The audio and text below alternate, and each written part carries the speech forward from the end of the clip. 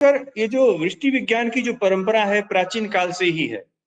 हमारे ऋषि मुनियों की जो यह परंपरा है, उनका जो चिंतन है वह बहुत व्यापक है।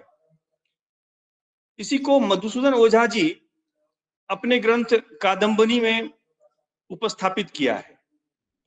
कादंबनी की बात जब हम करते हैं तो सर्वप्रथम हम यह जानने का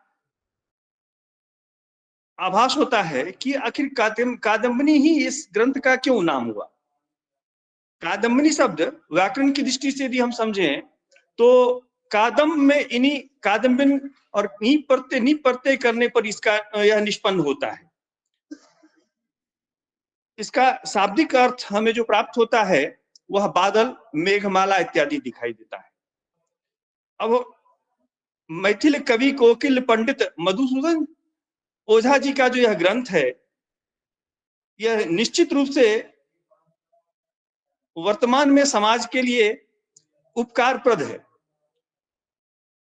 वृष्टि विज्ञान की परंपरा तो प्राचीन वैदिक काल से ही चलती आ रही है।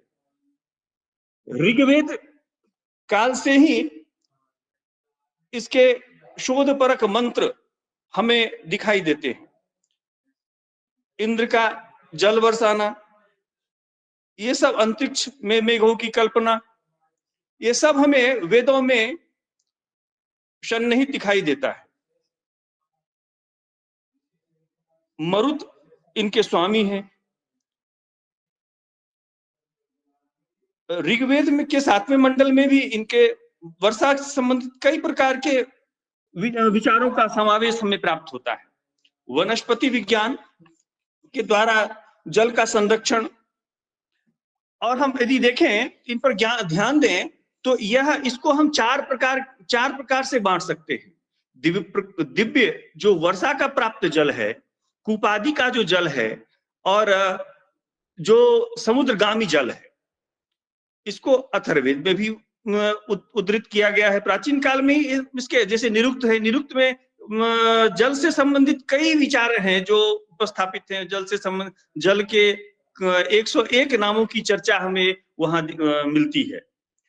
अब ज्योतिष शास्त्र में इसका जो महत्व है, सिद्धांत संहिता होरा, ये जो 3 स्कंध हैं, इसमें संहिता शास्त्र के अंतर्गत हम इसको रखते हैं।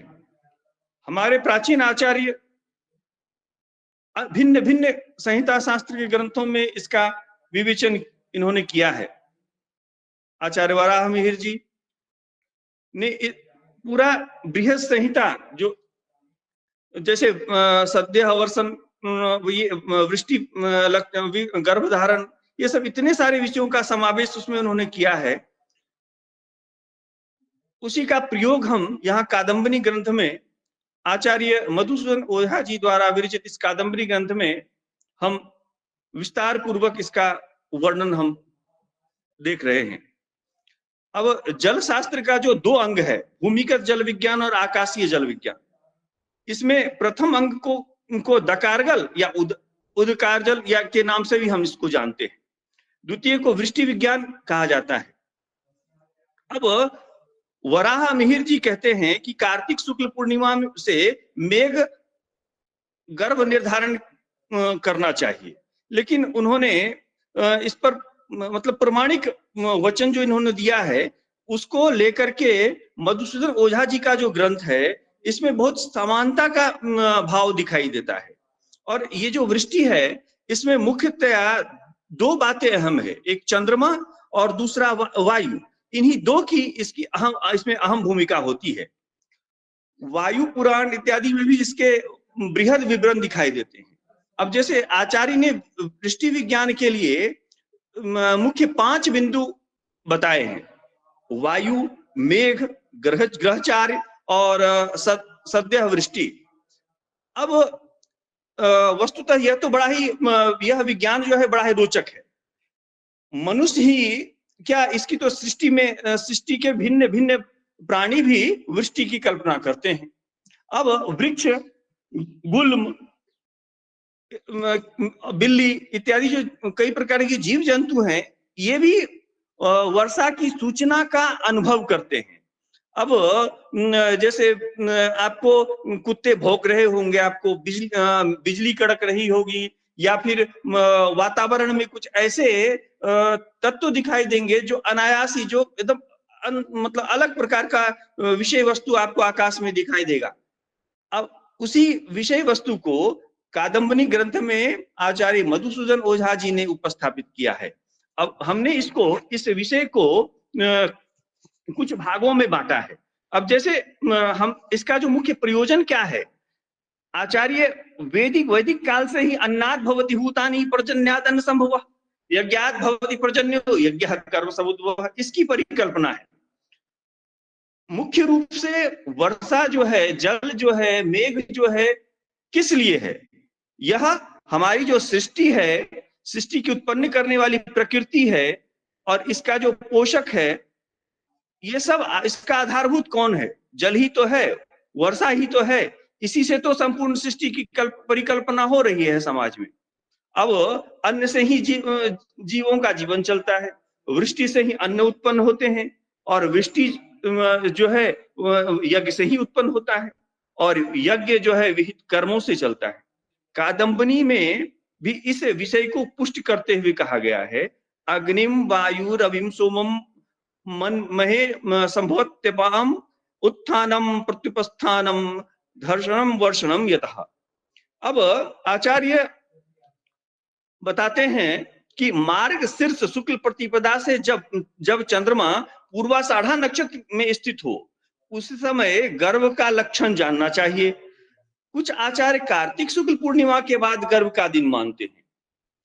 अब हम गर्भ संभव लक्षण को यदि हम जानेंगे, हमने एक कुछ बिंदु निर्धारित किए हैं, जैसे गर्भ संभव लक्षण है, वृष्टि संभव लक्षण है, अतिवृष्टि योग है, दुर्भिक्ष योग है, सुभिक्ष योग है, धान्य वृद्धि योग है, गर्भपात योग है। कुछ ऐसे योग हैं जिनको मधुसूदन ओझा जी ने इन अध्यायों में वर्णित किया है।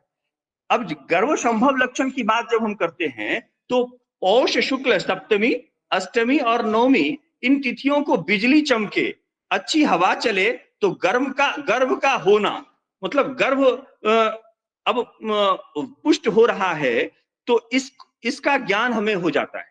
कार्तिक शुक्ल द्वादशी की रात्रि को यदि बादल ना हो और पूर्णिमा को भी बादल ना हो, तो गर्भ का ठहर जाना, ऐसा मानना चाहिए।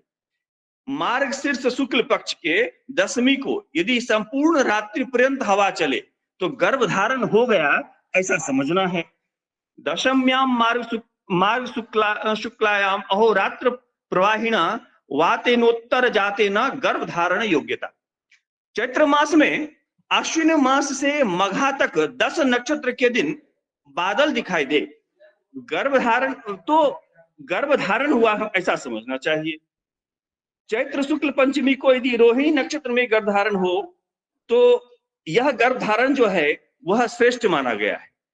इस दिन बादल दिखाई दे तो गर्भ ठहर जाता है, ऐसा मानना चाहिए। ऐसा हमारे आचार्य यहाँ मधुसूदन ओझा जी बता रहे हैं। पौष और मार्ग शीर्ष में संध्या रक्त मेघ से आच्छन्न हो, गर्भ धारण हुआ, ऐसा जानना है। माघ मास में प्रबल भयंकर वायु चल रही हो, सूर्य और चंद्र आकाश में इस प्रकार विद्यमान हो जैसे आकाश मलिन कांति वाला दिखाई दे, तो गर्भ ठहर गया या संभव है, ऐसा हमें जानना चाहिए। अब इसके बाद आचार्य मधुसूदन ओझा जी बता रहे हैं कि वृष्टि जो है किस प्रकार होगा, कैसी स्थिति बनेगी, तो वृष्टि जो है वह संभव हो जाएगी। जैसे कार्तिक शुक्ल एकादशी एवं द्वादशी के दिन यदि आकाश कैसा हो, तो बादल से ढका हो, तो आषाढ़ में वृष्टि के योग बनते हैं। वहीं कृष्ण पक्ष की अष्टमी को यदि बिजली दिखाई दे, श्रावण मास में वृष्टि होगी, ऐसा समझना है। मार्ग शीर्ष शुक्ल दशमी को यदि बादल गर्जना करे, तो ज्येष्ठ या श्रावण कृष्ण पक्ष में वर्षा होगी, ऐसा आचार्यों का मत है। मार्ग शुक्ल दशम्याम तु यदि गर्जति वारिदः ज्येष्ठ कृष्णे श्रावणे वा तदा वृष्टिर भविष्यति।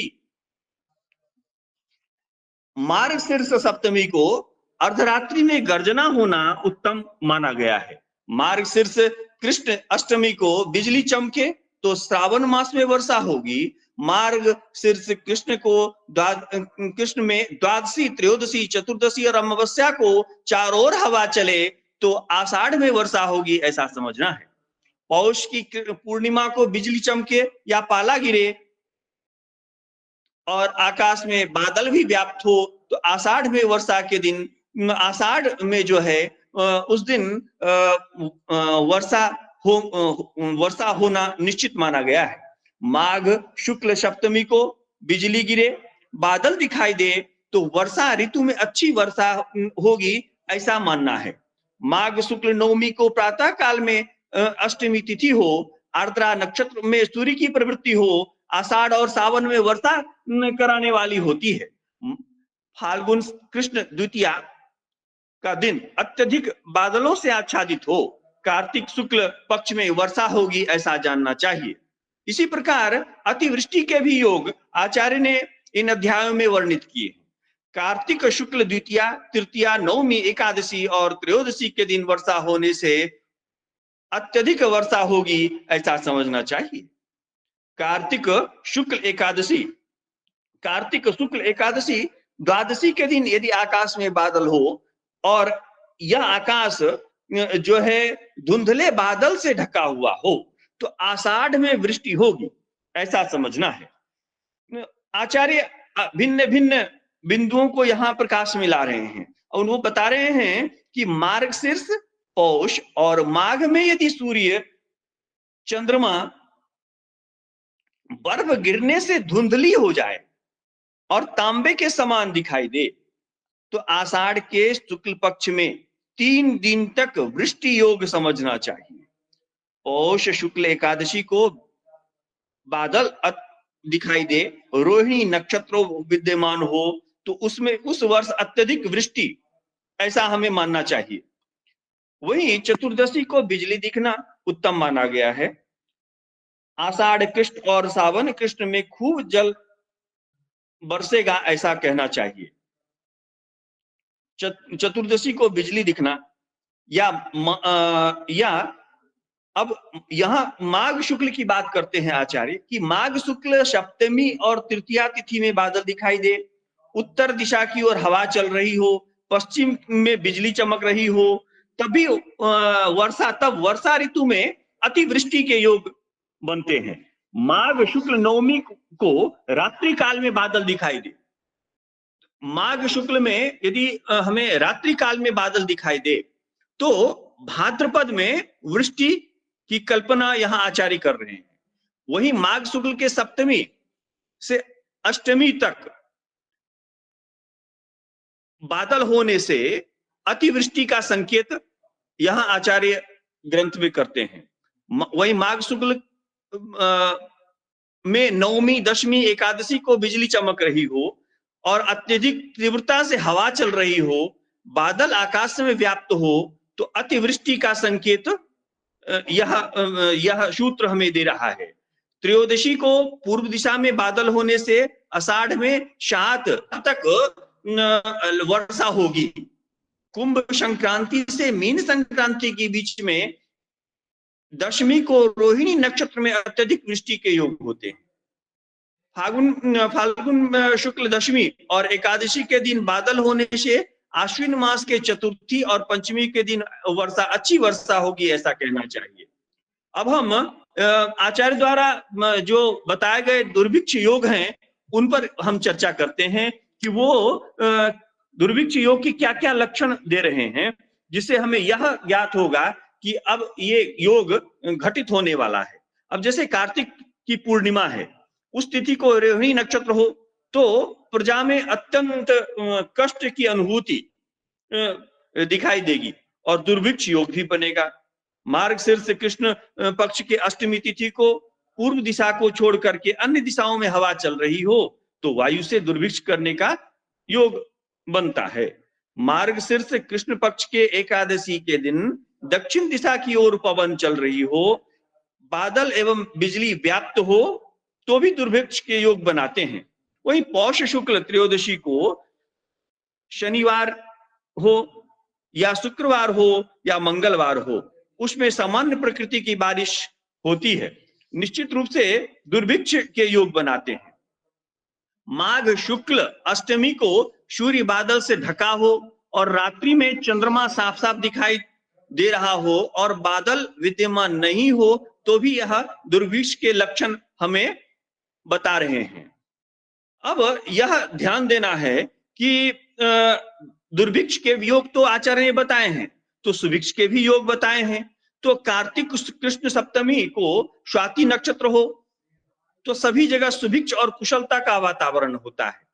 अब जैसे आचार्य ने कहा कि चैत्र शुक्ल चतुर्थी को बादल खूब बरसे तो अनावृष्टि होगी, भारी दुर्भिक्ष पड़ेगा। तो आचार्य शुक्ल तृतीया में यदि बादल का होना, गर्जन होना और पूर्व की ओर वायु चलना, या दूसरी तरफ सुभिक्ष का सूचक होता है। दक्षिण की ओर पवन यदि चले और बिजली गरजे, सूर्य लाल रक्त वर्ण का दिखाई दे, दुर्भिक्ष का योग बनाता है। तो आचार्य जी यहाँ सुभिक्ष और दुर्भिक्ष दोनों विषयों की कल्पना इन अध्यायों में किए हैं। अब जैसे माघ कृष्ण चतुर्दशी को शिवरात्रि के दिन रात में पाला गिर रहा हो, उत्तर की ओर हवा चले, तो यह सुभिक्ष का योग बनाता है। फागुन शुक्ल सप्तमी और पूर्णिमा के दिन बिना जल के बादल विद्यमान हो, सफेद बादल हो, तो हवा भी ना चले, तो ये और बिजलियां चमक रही हो, तो यह ऐसी सूचना देता है कि यह वर्ष जो है यह सुभिक्ष करने वाला होगा, कुशलता का वातावरण यहाँ विद्यमान होगा। अब इसकी बात तो हो गई। अब आचार्य धान्य वृद्धि के संकेत देते हैं। अब कहीं कह रहे हैं कि मार्ग शीर्ष कृष्ण पक्ष के चतुर्दशी या अमावस्या को सूर्य बादल से ढका हो तो धान्य की महंगाई होती है। मार्ग शीर्ष कृष्ण पक्ष के अमावस्या को शनिवार हो, रविवार या मंगलवार हो तो धान्य की दोगुने चौगुने से महंगाई बढ़ती है। अब इन विषयों को यदि हम वर्तमान में आत्मसात करें, समाज में कितना महत्वपूर्ण है। अब देखिए, माघ शुक्ल की द्वादशी को आकाश में बादल विद्यमान हो, बिजलियां चमक रही हो तो और केवल गर्जना हो तो धान्य की महंगाई होगी। तो अगर हम ये जो मधुसूदन ओझा जी का जो ये रचना है मतलब अद्भुत है और वर्तमान में समाज के लिए कितना लाभप्रद है, ये तो प्रत्यक्ष इसके सूत्र आपके सामने बता रहे हैं कि केवल गर्जना हो धान्य की महंगाई हो, केवल गर्जना हो तो धान्य की महंगाई होगी। अब यहाँ कह रहे हैं कि फाल्गुन की पूर्णिमा में चंद्रग्रहण होने से 8वें मास में धान्य महंगे हो जाएंगे। फाल्गुन मास में शुक्र अस्त हो, शनि के वक्री होने से धान्य की महंगाई बढ़ती है। अब उसी प्रकार आचार्य जी गर्भपात के योग भी बता रहे हैं। कार्तिक शुक्ल द्वादशी की रात्रि में बिजली चमके, वर्षा हो, पचरंगी बादल दिखाई दे तो गर्भ का गिर जाना ऐसा समझना चाहिए। चैत्र शुक्ल प्रतिपदा से दशमी तक यदि वृष्टि हो तो गर्भपात हो जाता है, ऐसा बताना है। चैत्र की पूर्णिमा को स्वाति नक्षत्र हो, बिजलियां चमक रही हो तो चित्रा नक्षत्र के निर्दोष होते हुए भी गर्भ नष्ट हुआ जानना चाहिए। वृष्टि विज्ञान में वृष्टि विज्ञान नामक ग्रंथ में भी इसी भाव को स्पष्ट करते हुए आचार्य बताए हैं। यदि हम ये जो कादंबरी ग्रंथ है इसके सूत्रों को निष्कर्ष रूप में यदि कहें तो इनको आत्मसात किया जाए तो निश्चय ही वर्तमान परिवेश में अगर हम इसके सूत्रों को आत्मसात करें तो निश्चित रूप से समाज में परिवर्तन होगा और लाभप्रद रहेगा। आचार्य मधुसूदन ओझा जी द्वारा जो ये ग्रंथ है, विरचित ग्रंथ है, यह जो सूत्रबद्ध रूप में विद्यमान है, इसको वर्तमान में जो कृषि विज्ञान है, जल विज्ञान है, इसमें यह अमृत का कार्य करेगा। निश्चित रूप से इस ग्रंथ का महत्व सर्वव्याप्य है और वर्तमान समाज में उपस्थापित करना ही हमारा जो है यह मुख्य लक्ष्य होना चाहिए।